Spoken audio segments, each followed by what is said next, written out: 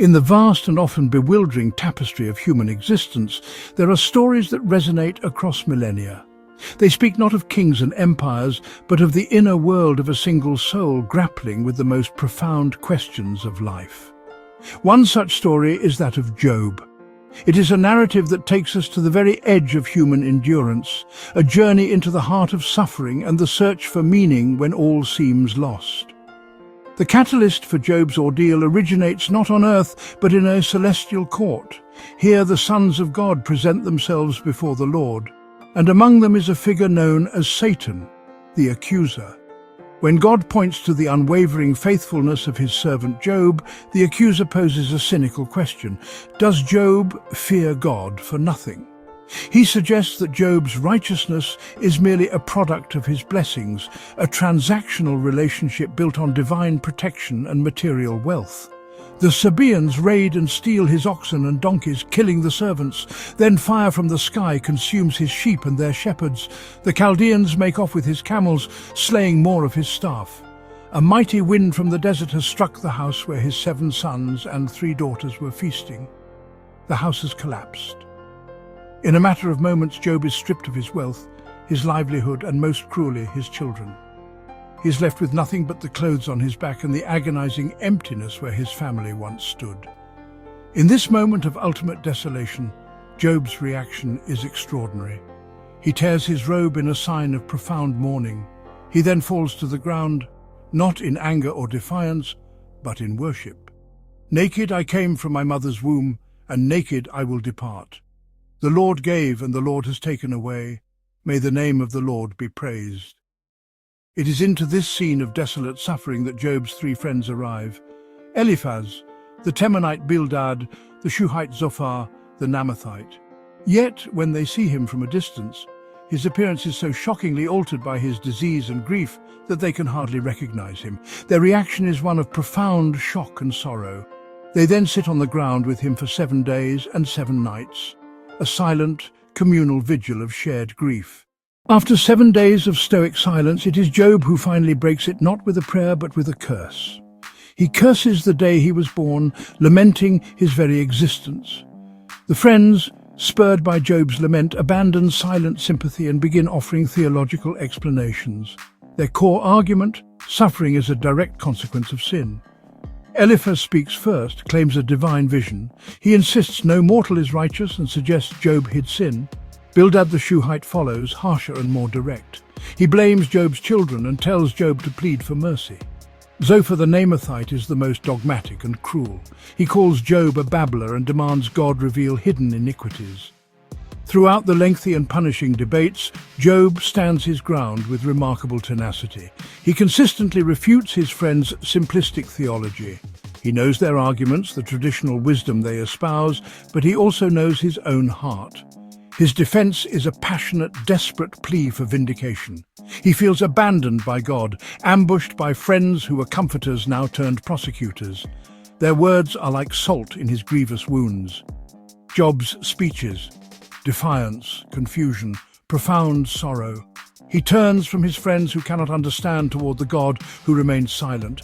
He paints God as a relentless hunter, an adversary who made him a target.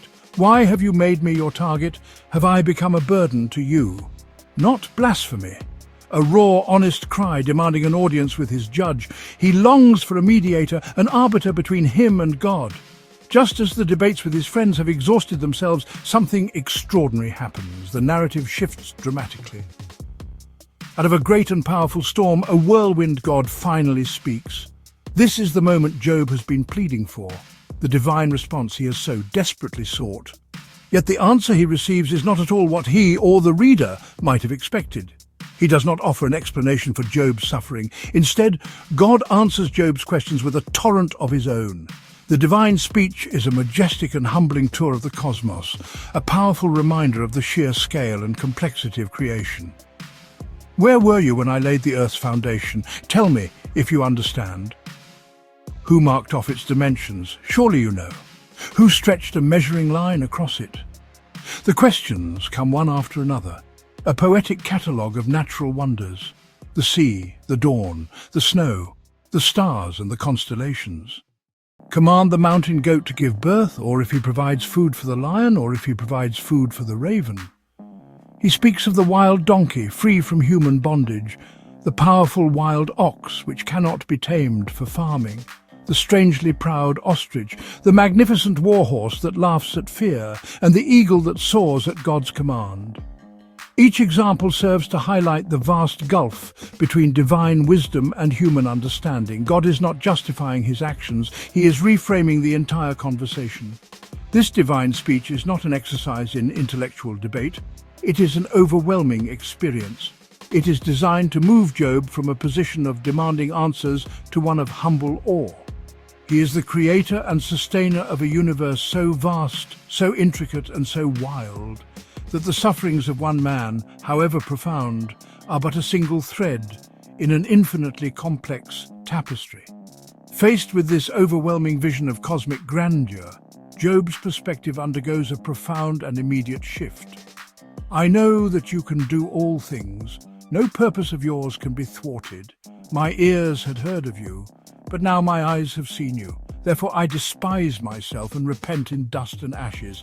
He has moved from knowing about God to knowing God. He has found his answer not in an explanation, but in a direct, personal and humbling encounter with the divine.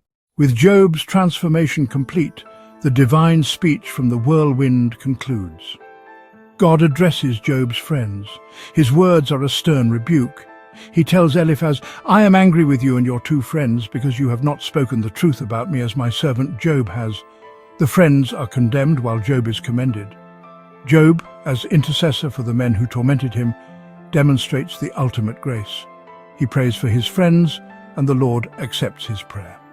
Following this reconciliation, the Lord begins to restore Job's fortunes. The text states that the Lord made him prosperous again and gave him twice as much as he had before. He is blessed with 14,000 sheep, 6,000 camels, 1,000 yoke of oxen and 1,000 donkeys. Most importantly, his family is also restored. He is given 7 more sons and 3 more daughters. Jemimah, Keziah, Keren, Happuch. Nowhere in all the land were there found women as beautiful as Job's daughters.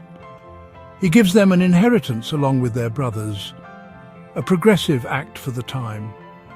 Job lives for another 140 years, long enough to see his children and their children to the 4th generation. He dies, the text concludes, old and full of years, a life brought from the depths of despair to a place of profound and abundant peace. The story of Job in its conclusion does not offer a simple answer to the problem of suffering.